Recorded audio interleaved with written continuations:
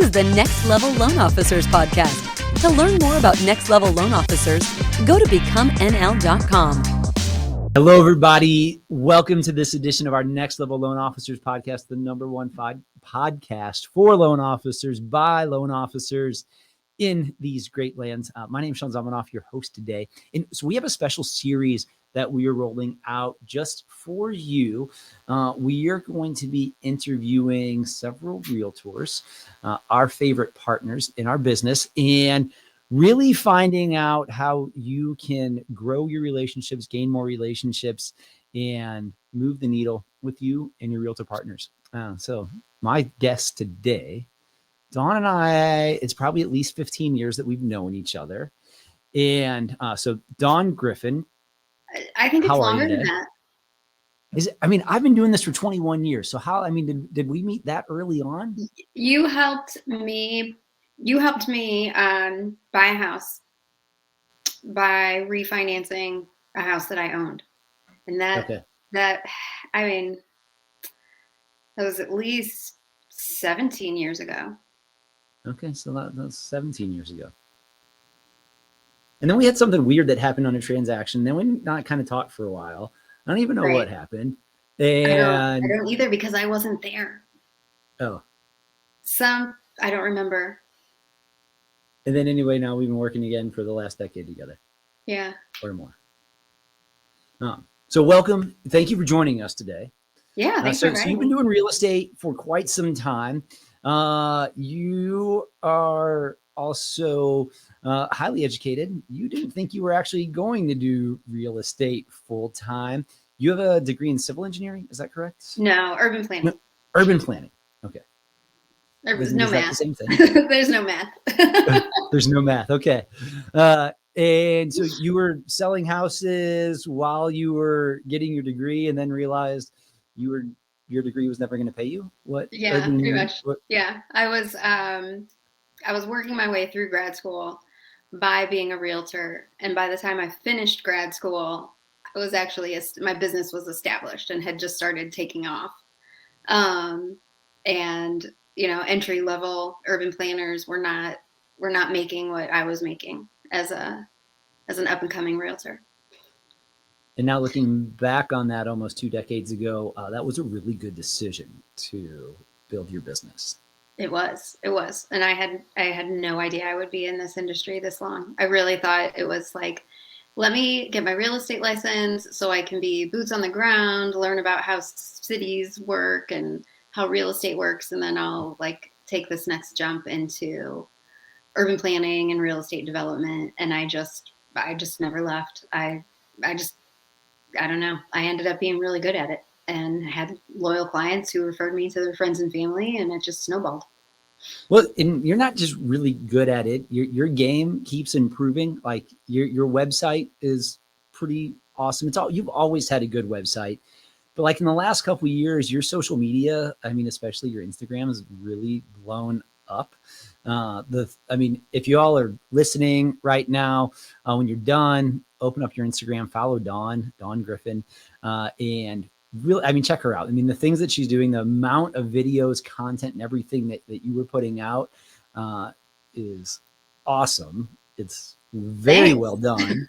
and that has to be impacting your business in an even more positive way right now. Yeah, that's one of our big focuses this year. Everyone said video. We resisted that kicking and screaming forever. I still, even now, we don't do nearly enough video. Trying to fit it in and do it every day and be consistent, that's hard. But we for Instagram, I have a marketing manager, and she and I meet weekly, and we have a marketing calendar. So we're constantly scouting things and thinking about what we want to share and who we want to talk to.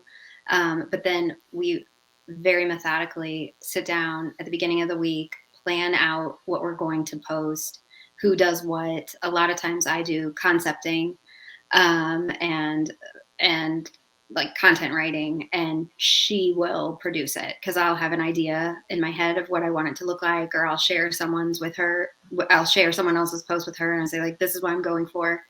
And then she plots and executes everything.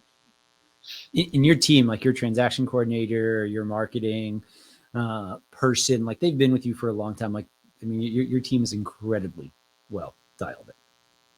Yeah. We've all been together. Andrea has been with me the longest, and it's been 7 years. Then Kristen is our transaction coordinator, and she's been with us six years. Both women were clients of mine prior to joining my team. And So are all of they your knew what they were buyers getting into. agents? No, not all. Yeah, and so we have 3 full-time buyers agents. Lance has been on the team for at least 6 years.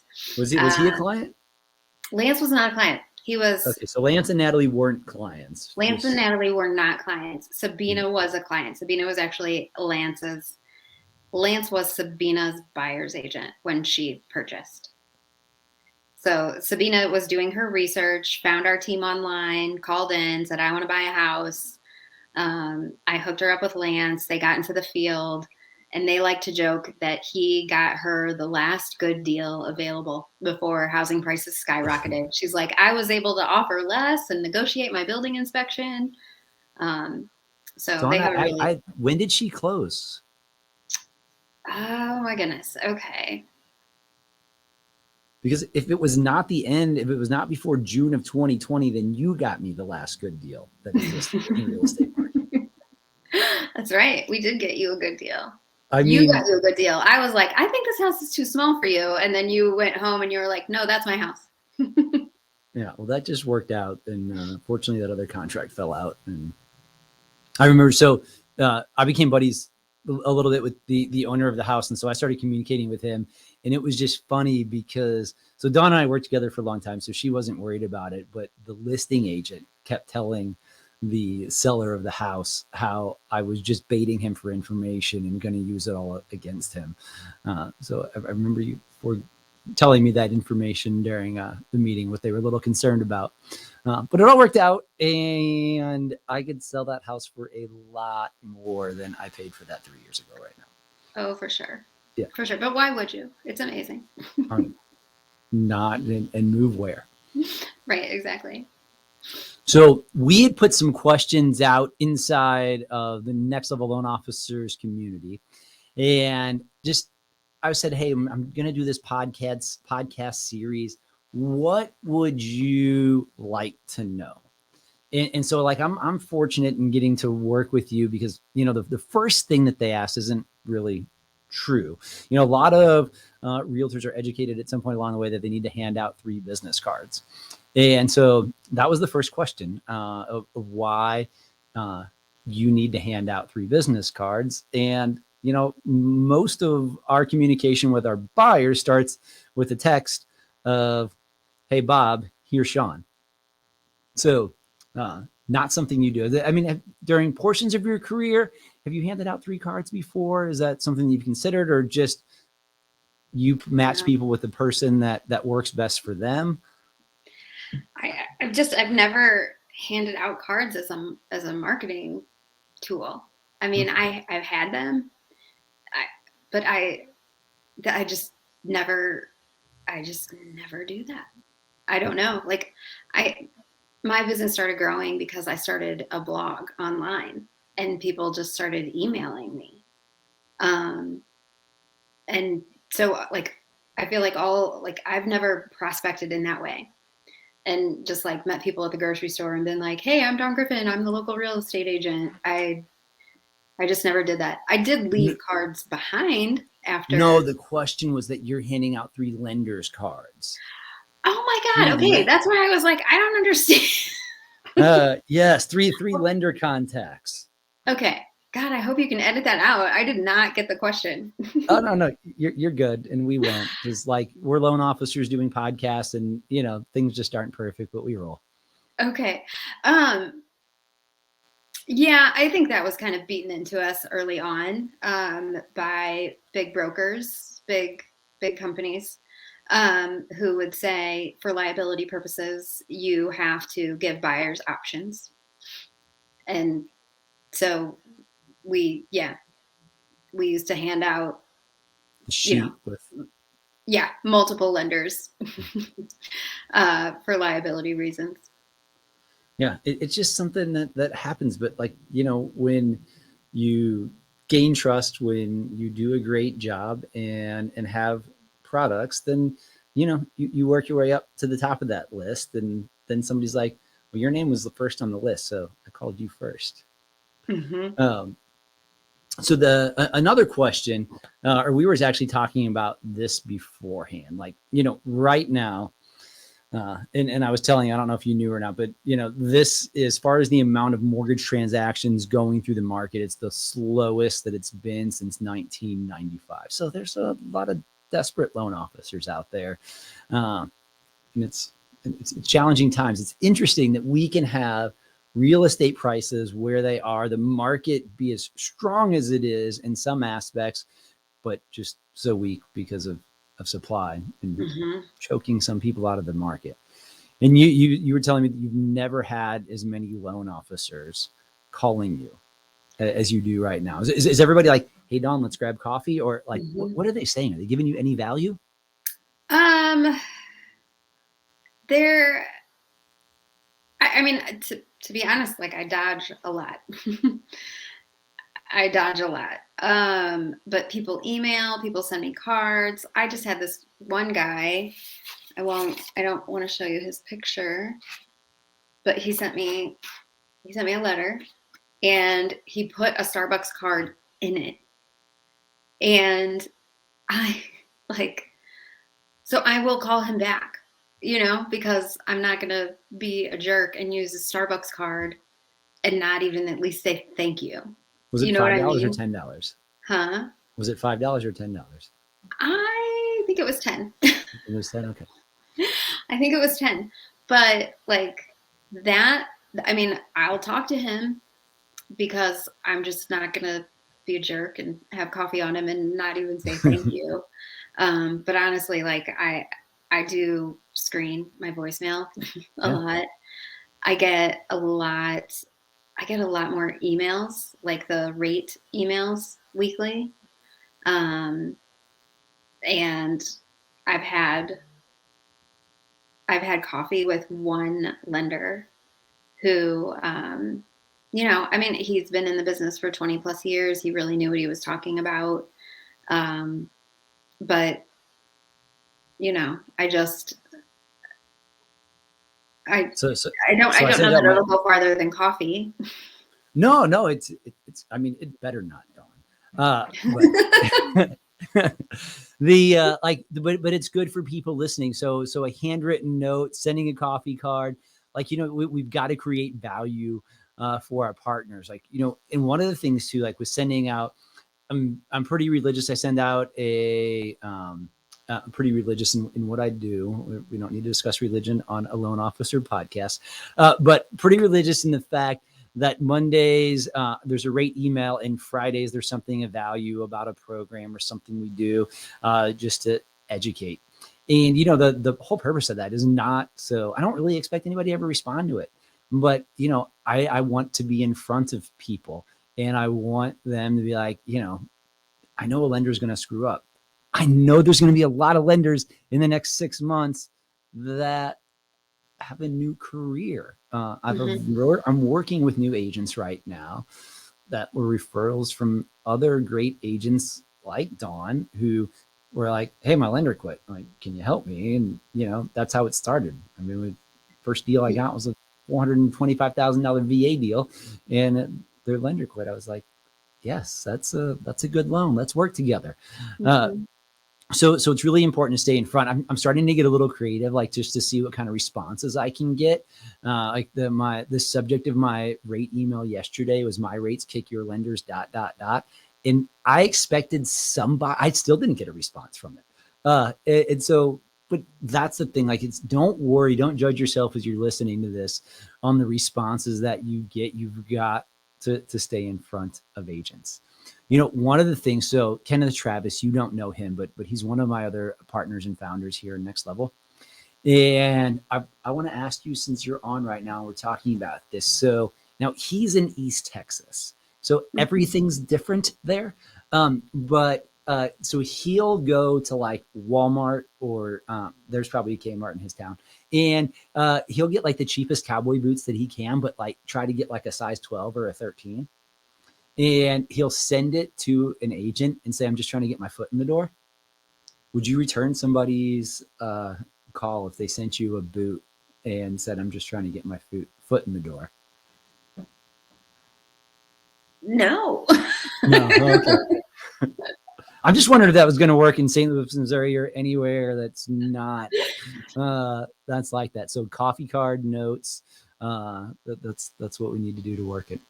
So another question that came up is, like, once you start to work with an agent, once a loan officer is working with a realtor, like, what are ways that really to earn a realtor's loyalty? You know, how do you go from, all right, this deal got messed up, I'm going to give it to this guy and give him a chance, to being like, I'm going to refer them on most of my transactions because it just works? It's what the clients say about their experience.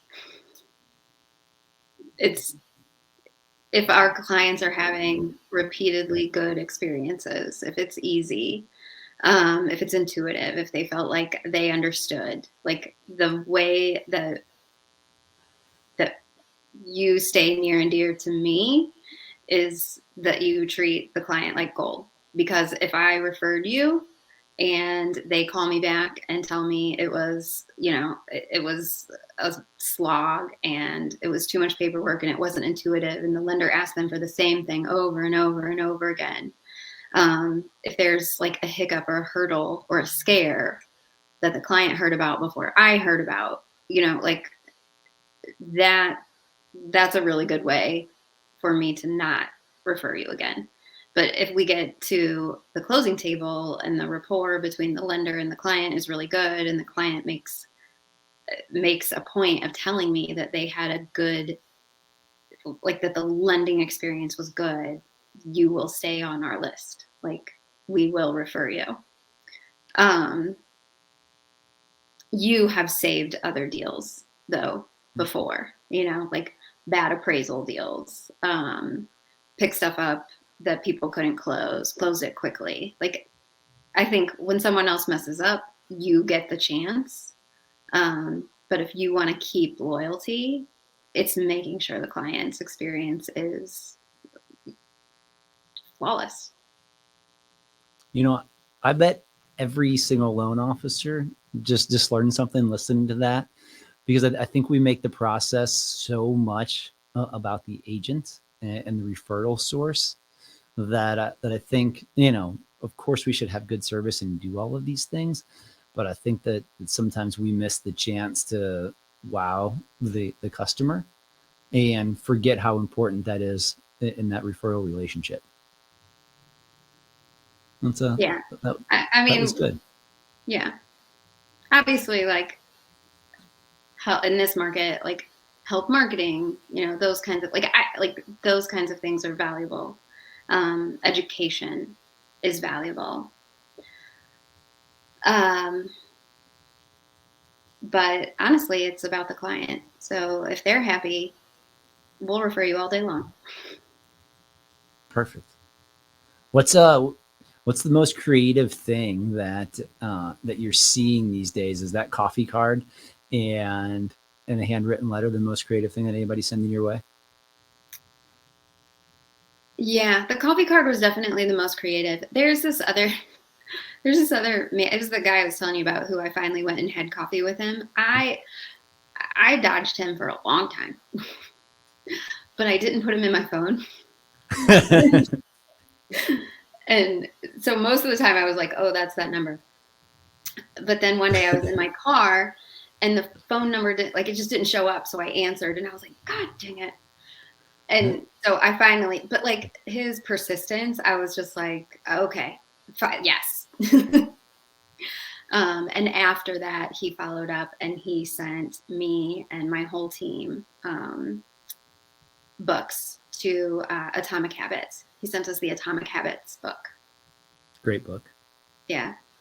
So Yeah. James Clear also has, for everybody listening right now, he's got a 3-2-1 email. It's like 3 quotes, 2 somethings. And one of the things that you can sign up for.